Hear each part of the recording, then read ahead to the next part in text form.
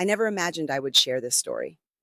But here I am, sitting in the soft morning light of my new home, 6 months after my wedding, feeling brave enough to tell it. My name is Emily, and 6 months before I walked down the aisle to marry the love of my life, I was carrying a secret fear that no one could see. I was 27, deeply in love with Michael. We had been together for 4 beautiful years. He made me laugh until my sides hurt, cheered for my dreams like they were his own, and looked at me with eyes that said I was the only woman in the world. Our wedding was already planned, a dreamy outdoor ceremony in the California hills, surrounded by fairy lights, wildflowers, and everyone we loved. On the outside, everything looked perfect. Inside, I was quietly falling apart. Every night, I lay awake wondering the same thing. How will I be with him after we're married? Will I know how to make him feel loved and desired in the most intimate ways? Will I freeze from nervousness? I wanted to walk into our marriage feeling ready, confident, and beautiful in my own skin. But I had no idea how to practice something so personal. I couldn't take a class. I was too shy to ask my mom, my sisters, or even my therapist. So I kept smiling in public while the worry grew heavier in private. Then one rainy Tuesday evening, everything changed. I met my best friend Sarah at our favorite little cafe downtown. We had been close since college, the kind of friends who could finish each other's sentences and cry over the same sad movies.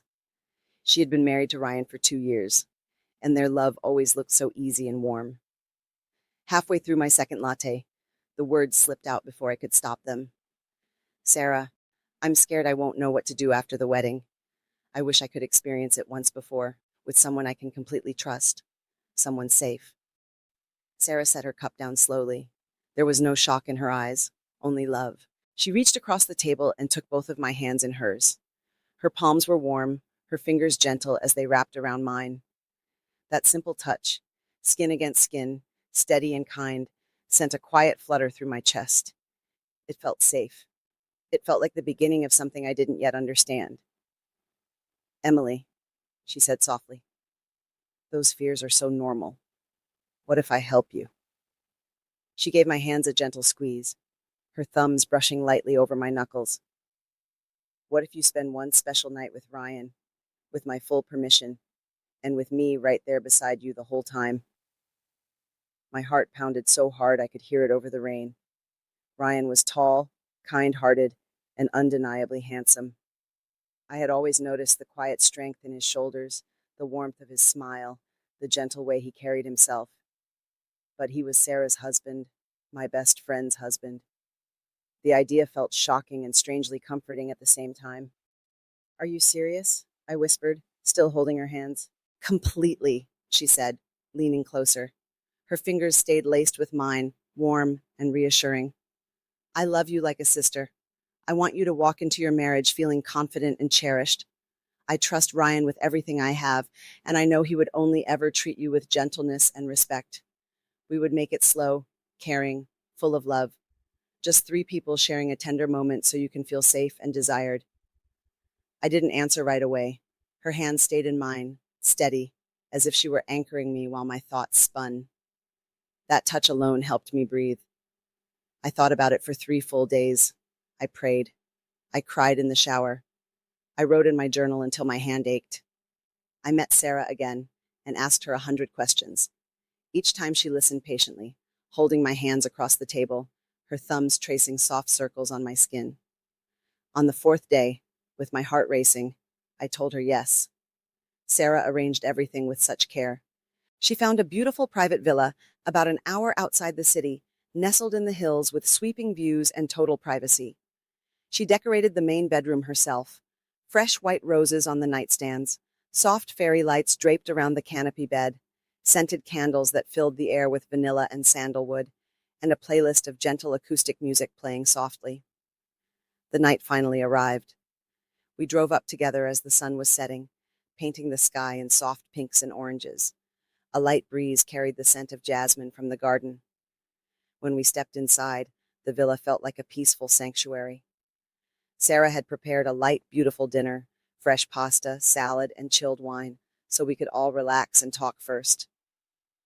We sat at the dining table for almost 2 hours, laughing, sharing stories, gently easing into the evening. Sarah kept reaching for my hand under the table, her fingers brushing mine in quiet reassurance. Ryan was his usual kind self, making sure I had water, asking if the music was too loud, never once making me feel rushed. Every time our eyes met, I felt a little less nervous. His smile was warm, genuine, and safe.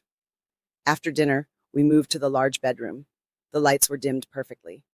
We sat together on the edge of the big bed at first, still talking and laughing to melt away the last bits of tension. Sarah stayed right beside me, her arm around my shoulders, her hand resting lightly on my back. Ryan sat across from us, patient and calm. "Emily," he said gently, "we can stop any time. This is only beautiful if you feel good." Slowly, the atmosphere grew warmer. Sarah looked at me with so much love and whispered, "You are so beautiful, Emily. You deserve to feel cherished. Let yourself relax and just feel." Ryan moved a little closer. His first touch was incredibly gentle, the back of his fingers brushing a strand of hair away from my face. Then he took my hand in his, holding it softly. The warmth of his palm against mine sent a quiet wave of comfort through me. There was no rush. Every movement was slow, respectful, and filled with care. Sarah stayed right there with us. She rested her hand on my shoulder, then gently guided Ryan's hand to my waist. "Make her feel special tonight," she said with a soft smile. The three of us gradually came closer together. Ryan's arms wrapped around me in the softest embrace. I could feel the steady warmth of his body as our arms met, our hands finding each other again. Sarah leaned in and kissed my cheek tenderly, then turned to kiss Ryan, creating this beautiful circle of trust and affection. We spent a long time simply holding each other. His fingers traced light patterns on my arm, while Sarah's hand rested on my back, keeping us all connected. I felt the gentle brush of hips as we shifted closer on the bed, our bodies drawing near in the soft glow of the fairy lights. Ryan pulled me into a warm hug, his arms strong but never tight, holding me like something precious. Sarah joined us, her arm slipping around my waist, so the three of us were wrapped together in one quiet, tender moment. There were sweet moments of laughter, too. When I got a little shy and hid my face against Ryan's shoulder, Sarah teased me gently. "Hey, it's just us," she said, and we all laughed. That laughter melted everything away and turned the night into something joyful and light. As the hours passed, I felt myself letting go. Ryan's touch remained patient and loving. He held my hands, brushed his lips softly against my forehead, and kept me close in his arms. Sarah stayed right beside me, sometimes kissing my cheek or resting her head against my shoulder, whispering words that made my heart feel full. We lay together on the big bed, arms gently intertwined, bodies close in the soft light. I could feel the steady rise and fall of their breathing, the warmth of skin against skin, the quiet comfort of being held so completely. At one beautiful point, Ryan cupped my face gently with both hands and looked into my eyes. "You are safe," he whispered. Then he leaned in and kissed me, soft, slow, full of care. It wasn't rushed or demanding.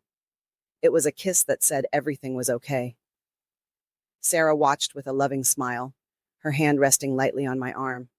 Then she leaned in and kissed my other cheek, sealing the moment with tenderness. We held each other through the night, hands linked, arms wrapped around waists and shoulders, hips brushing gently as we shifted closer. Kisses were shared on foreheads, cheeks, and lips, always gentle and full of affection. There was longing in every touch, but it was wrapped in deep emotional connection. I felt cherished. I felt feminine and desired. I felt confident in my body and in my ability to give and receive closeness. By the time the sky began to lighten with early morning, we were all smiling, peaceful, and emotionally full. No one felt awkward. No one felt guilty. We felt closer than ever. The next morning, over coffee on the villa's sunny patio, Sarah pulled me into the tightest hug. "You are going to be the most amazing wife, Emily. Never doubt how wonderful you are." Ryan smiled warmly and added, "You're incredible. Michael is so lucky to have you." That one night gave me exactly what I had been searching for: real confidence, self-assurance, and the peaceful knowledge that intimacy is something beautiful when it's built on trust, communication, and genuine care. 2 months later, I walked down the aisle toward Michael. The wedding was everything I had dreamed of: sunny, romantic, full of love and laughter. When our wedding night finally came, it was magical. I felt relaxed, excited, and completely present with him. There was no anxiety, no second guessing. I knew in my heart that the tender night I had shared with Sarah and Ryan had helped me step into my marriage feeling ready and radiant. Sarah and I are still the closest of best friends. If anything, our friendship grew even deeper and more honest after that night. Ryan continues to be the same respectful, kind man he has always been, and the three of us carry that beautiful private memory with grace and gratitude. To anyone watching this who feels nervous about marriage, about intimacy, or about whether you'll be good enough, please hear me when I say you are not alone. Those fears are so common. It's okay to want to feel prepared. What matters most is finding safe, loving ways to build your confidence and surrounding yourself with people who truly want the best for you. If you're lucky enough to have a friend like Sarah, treasure that person with all your heart. And if you're in a relationship where trust runs deep, remember that real love is never threatened by openness and honesty. It often grows stronger because of it. Thank you for listening to my story. It was scary to share, but I hope it brings even one person a little comfort, understanding, or hope. Be gentle with yourself. Believe in your worth. And remember, you are enough exactly as you are.